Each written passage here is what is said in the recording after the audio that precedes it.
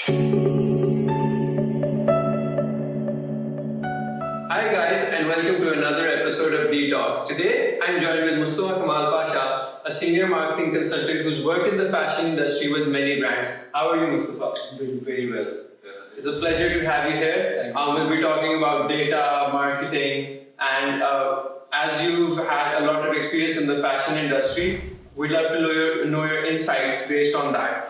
So I'd like to ask you, when you're using data, for example, marketing के अंदर, तो data से आप किस तरह एक टेलर्ड और कस्टमाइज्ड एक्सपीरियंस क्रिएट कर सकते हैं through marketing for your customers? देखिए, for every marketer, I believe data is your immediate boss. This is somebody who will give you the right direction firstly. So when you talk about the data, before putting it to AI, the data mining is important. The data mining is important in a way you need to understand what sort of my objectives and goals are. This is very simple 3, 4, 5 steps of understanding and how you can create a personalized campaign altogether. So the number one thing is you need to set the goal. Which goal? Definitely the goal will lead you toward the audience side. Which audience I want to target, for example, what are the type of content I want to create, and what sort of things I need to achieve as an ROI or ROAS as a part I need to achieve from this data. How do you think data has changed traditional ways of marketing? Again, when we compare conventional with the new digital part of it, this is again end result matters a lot. I'm not saying conventional does not exist any further, but the point is it's not measurable. As a rule of success, anything which is not measurable cannot be improved. So either wherever the data walks in, there is always the term that you can say it's measurable.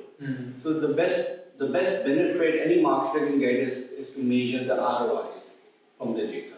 So you might say that it's helped control costs a lot more as well? Definitely.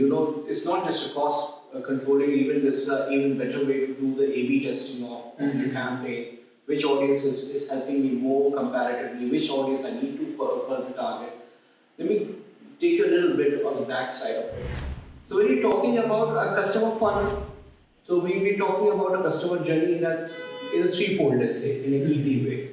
So number one, which are the cold leads, the people who are not aware about the brand. So they are the cold leads, the brand need to connect with them, make them aware about the brand. The second part is the warm leads, let's say. The warm leads are the people who know about your brand but never been interacted. Third is the potential. They want you to buy from you. They want you to experience from you. So this is exactly the data where you need to start doing the funneling. And if you're not measuring it, so you're not going to target with your content strategy to all these people. Like for example, the client who is a cold lead and you're showing the content of a potential lead, let's say offering a very exclusive offer to that, is an irrelevant approach.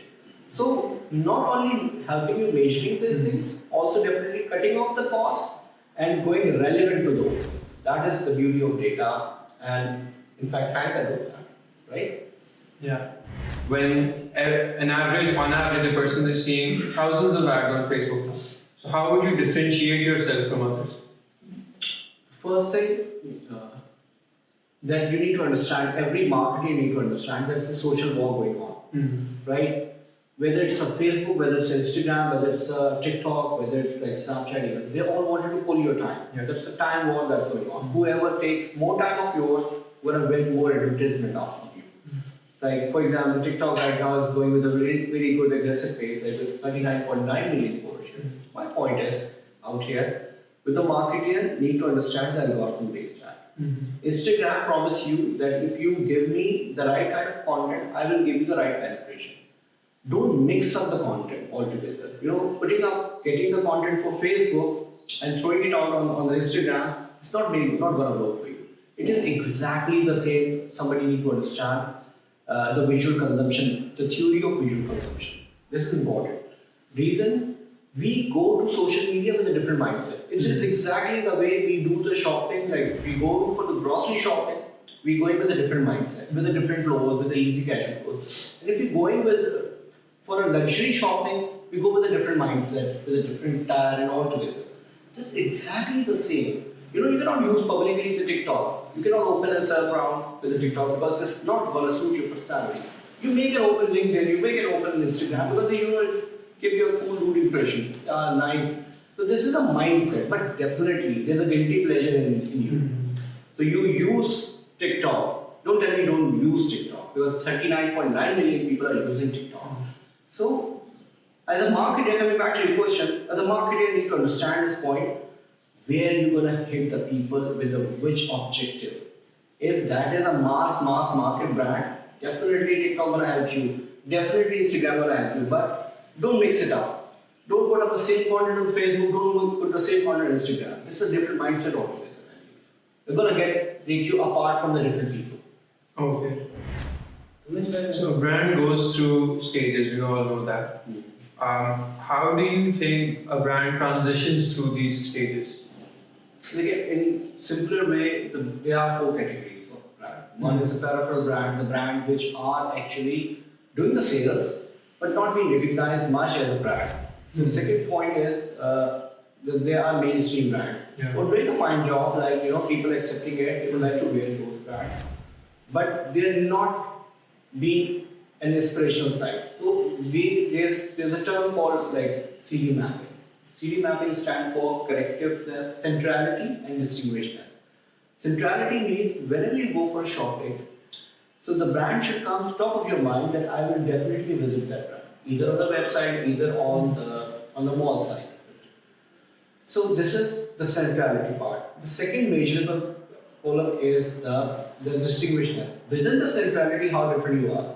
For example, I like to praise, let's say, differentiate between Sanas, Pinas, and Generation. Generation could be of masses brand with a different unique content altogether. Sanas Pinas is not creating much experimental but very luxury brand. So they have an altogether different audience. So they don't come into the aspirational side, Sanas Pinas, they come into the category of distinguishing side. Where on the other side, Generation come to the aspirational side where masses are hitting them. So there are different parameters altogether. The volume of sales, the amount you guys are generating in terms of sales, and the growth. But on the other side, there are the possibilities of how different or how unique you are at the moment. So this is the journey which makes a brand shift from one place to another place, from peripheral to mainstream. It's very easy to shift a brand from peripheral to mainstream, but it's very difficult to change a brand from mainstream to aspirational or mainstream to distinguished side. It's not easy to become Sanas Pinas, it's not easy to become generational. Because you have to create that unique positioning in the minds of the consumers. Absolutely. There's even small things. If you ask Sanas Pinas people, small things, they have a recipe. It's there in front of you. You're not going to pick it up with the recipe of Sanas Pinas because this is a great secret. Okay, thank you so much for your time, Mustafa. It was great talking to you and hope you guys enjoyed this as well. Tune in to the next episode of D.Talks.